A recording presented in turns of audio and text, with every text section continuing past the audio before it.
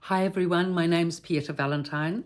I've written 2 books, The Resident's Voice from a Dementia Unit and The Resident's Rise from a Dementia Unit.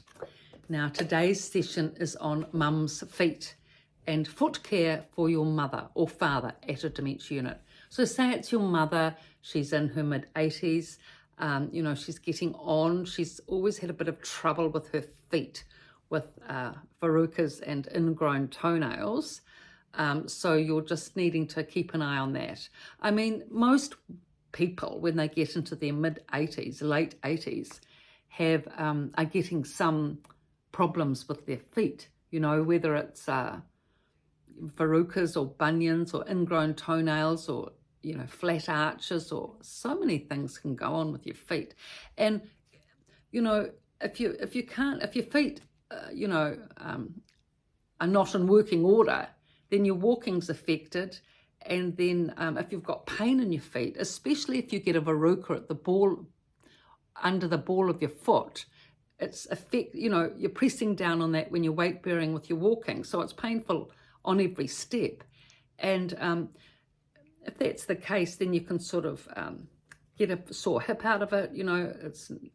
Then your back gets painful because everything's out of kilter and everything starts, becoming sore and achy, and it can become actually really difficult to walk. And you need to be able to walk independently in a dementia facility, so it's really important that everything about the feet needs to be attended to. So say for example, that your mother's had problems with ingrown toenails and verrucas in the past. So to attend to that, just check over your mother's feet and just see where the verruca is.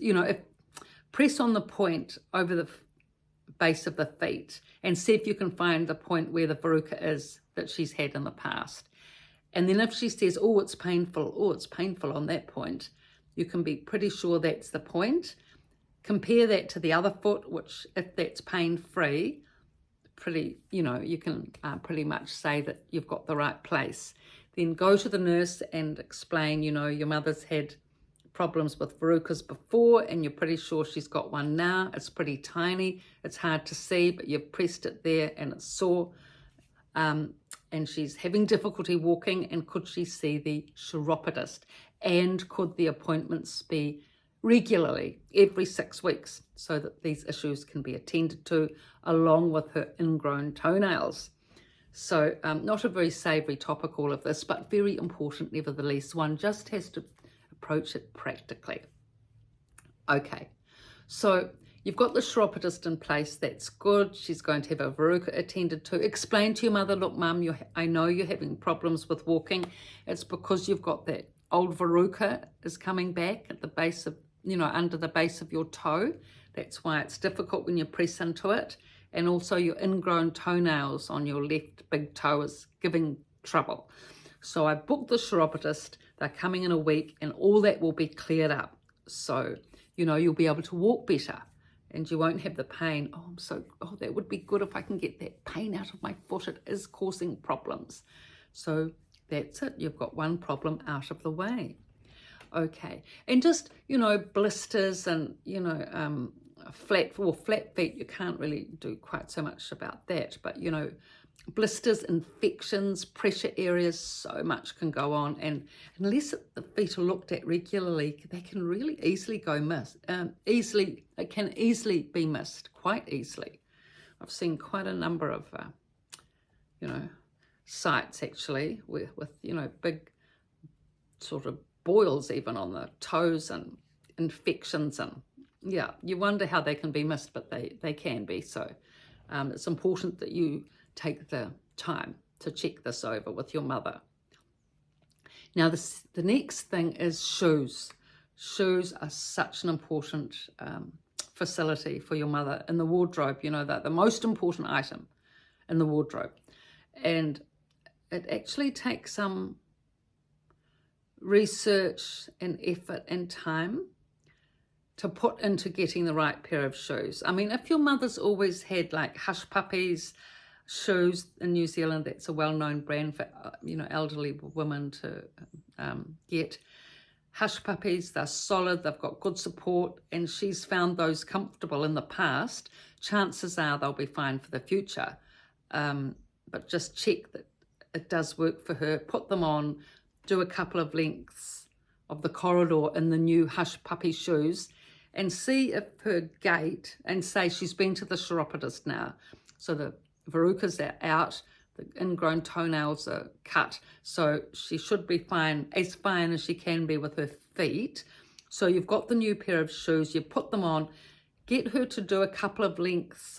Oh, they're on lay-by, these shoes, by the way. I mean, you're taking them out just so that she can have a, make sure to put some stockings on first, though, before she tries these shoes on.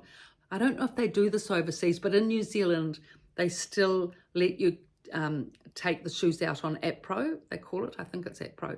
Take the shoes out for a day or two to trial them, and then you can bring them back to the shop if they don't work. But heavens, when you think about it, it's a bit of trust going on. You're needing to have socks or nylon pantyhose or something on when you try them on. You don't want the infection passing on to the next customer.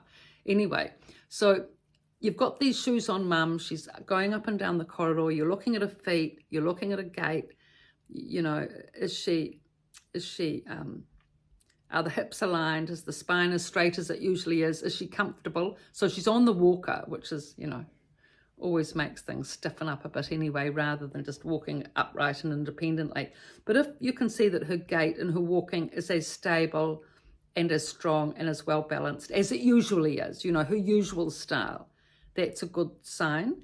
Then ask her, Mum, are these shoes comfortable for you? And if she goes, well, I'm not really sure, this one on the right's pinching my toe a bit, well then, you can't have that.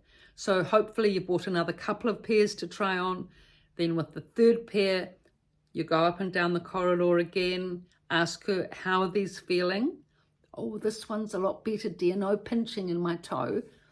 Good, eureka moment, you've found the right pair of shoes.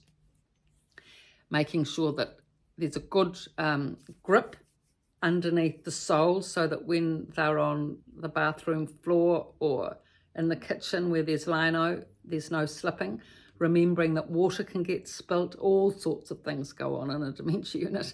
So, you want to make sure that those soles can keep a good firm grip on the floor, so that there's no, chance of slipping with them. That they're firm and solid around, the base of the ankle. And whether it's Velcro or tying up, never mind, whichever way it goes. So that all sorted. Mum's got her pair of new shoes. Now, it is a good idea to have two pairs of shoes because one pair can easily go missing in a dementia unit with the wanderers coming around and throwing them in toilets or rubbish bins or out the window or whatever. They can go missing. It's really unfortunate, but that is a common theme in a dementia unit. So a good pair of shoes, chiropodist every 6 weeks. You check up on her feet every now and then. Mum's happy, she's walking, she's independent, she's making friends at the unit, she's doing quite well. And a big part of this is just keeping an eye on these problem areas like feet, and that she's up and running with that, and she's got everything attended to. So that's the end of this video today. And whether the issue is bunions or, hammer toes or other swollen ankles or whatever other issue with the feet, just apply the same principles as I've suggested in these videos to your mother or father to be able to work things out. But a good chiropodist, checking the feet over, and a good pair of shoes, that's the big thing. So thank you for your views and your likes and your comments and your support.